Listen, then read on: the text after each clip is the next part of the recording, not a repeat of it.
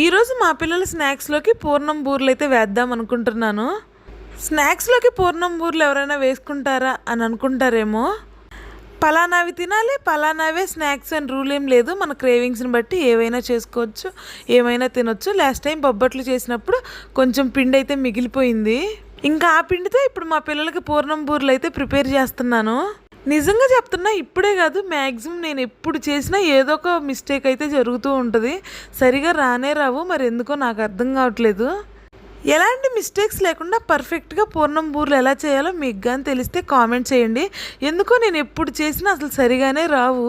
ప్రతిసారి ఏదో ఒకటి జరుగుతుంది. పిండి లీక్ అవ్వడమో, లేదంటే గట్టిగా రావడమో, లేదంటే షేప్ లేకపోవడమో, అలాగా ఏదో ఒక మిస్టేక్. అసలు ఏ మిస్టేక్ లేకుండా పర్ఫెక్ట్గా వచ్చాయి అనేది ఒక్కరోజు కూడా లేదు. ఒక్కటి పగిలిపోయినా చాలు, ఆయిల్ మొత్తం ఖరాబ్ అయిపోతుంది. మీకు ఇవి చేయడం పర్ఫెక్ట్గా వచ్చో లేదో కామెంట్ చేయండి.